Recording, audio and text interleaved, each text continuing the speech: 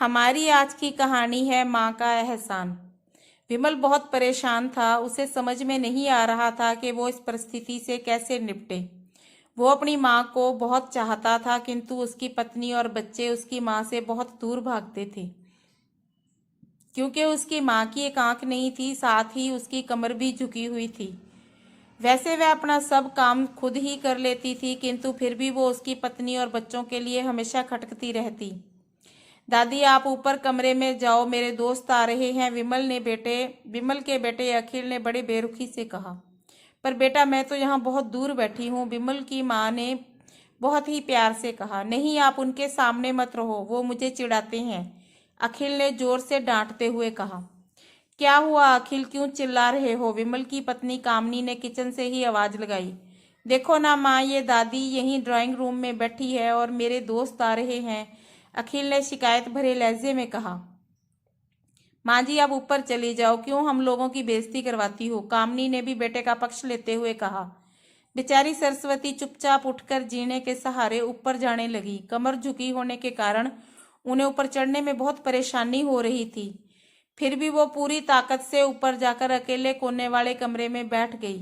विमल बाजू के कमरे में सब सुन रहा था। उसे कष्ट हो रहा था कि उसकी माँ को अपमानित होना पड़ रहा है, किंतु वह असहाय था।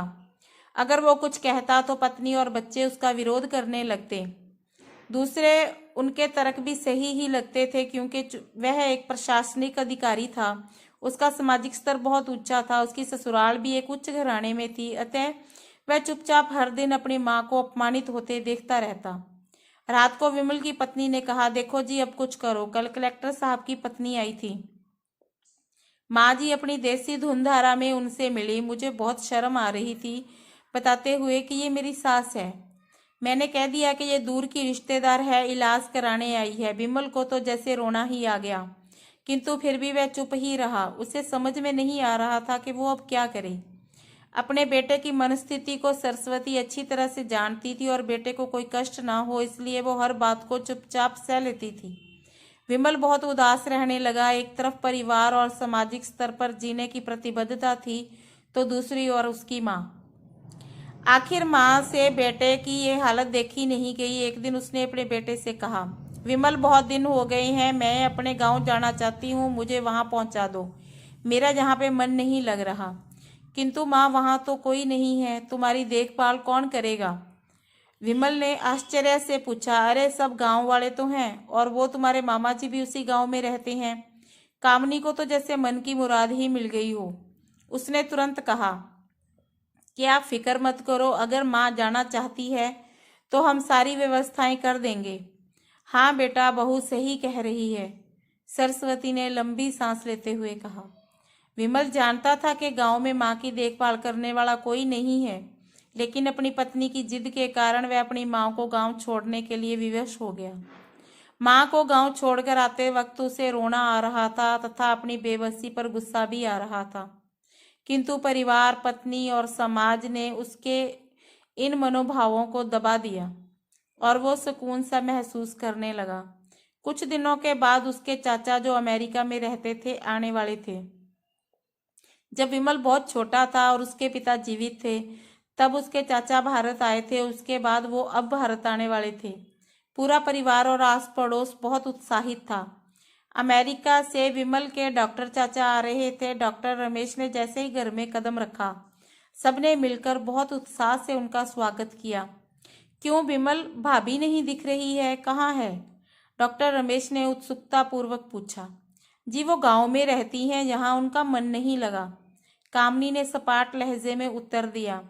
डॉक्टर रमेश ने विमल की ओर देखा तो विमल ने अपनी आंखें झुका ली। डॉक्टर रमेश सब समझ गए और बोले, कल हम भाभी से मिलने गांव चलेंगे सब लोग। दूसरे दिन सभी लोग गांव के घर में पहुंचे। देखा कि सरस्वती को बहुत तेज बुखार है और वो पलंग पर असहाय पड़ी है। डॉक्टर रमेश दौड़कर सरस्वती के पास गए, उनके पैर छूकर रोने लगे। सरस्वती की ये हालत उनकी कल्पना से परे थी। वाह बेटा विमल, तूने तो नाम उजागर कर दिया। अपनी माँ की ये हालत देखकर तुझे तो शर्म भी नहीं आ रही होगी, डॉक्टर रमेश ने विमल को लगभग डांटते हुए कहा। नहीं देवर जी, विमल का कोई दोष नहीं है। मैं खुद ही गांव आई थी। सरस्वती ने अपने बेटे का बचाव किया। मुझे सब पता चल गया है भाभी, आप चुप ही रहो। क्यों बहू, तुम्हें अपनी सास की क्रूरता पसंद नहीं है? समाज में तुम्हें नीचा देखना पड़ता है ना? डॉक्टर रमेश ने कामनी की ओर व्यंग्य से देखा। कामनी निरुत्तर होकर विमल को देखने लगी।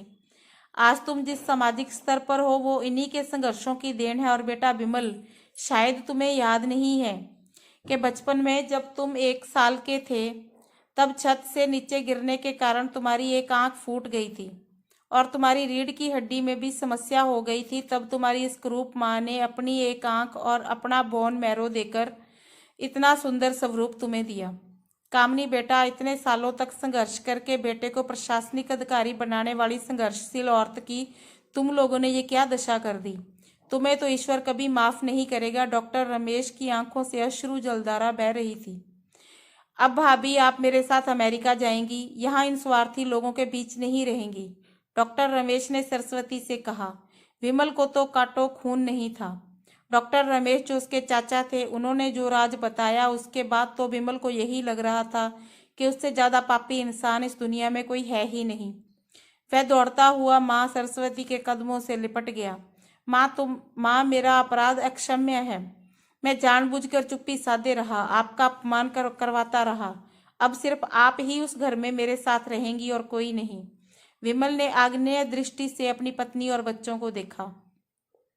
कामनी को भी बहुत पश्चाताप हो रहा था, किंतु उसकी तो हिम्मत ही नहीं हो रही थी कि वह सरस्वती से आंख मिलाए। सरस्वती ने कामनी की मनोस्थिति को समझ लिया था और उसे पुचकारते हुए अपने पास बुलाया और विमल को डांटते हुए कहा, खबरदार, जो मेरी बहू को मुझसे अलग करने की कोशिश भी की तो मैं तुम्हें ही घर से बाहर निकाल दूंगी। कामनी और बच्चों ने सरस्वती के पैर पड़ते हुए अपने व्यवहार पर माफी मांगी और माँ के सरल हृदय ने सबको माफ कर दिया। तो आपको ये कहानी कैसी लगी, कमेंट करके जरूर बताएं।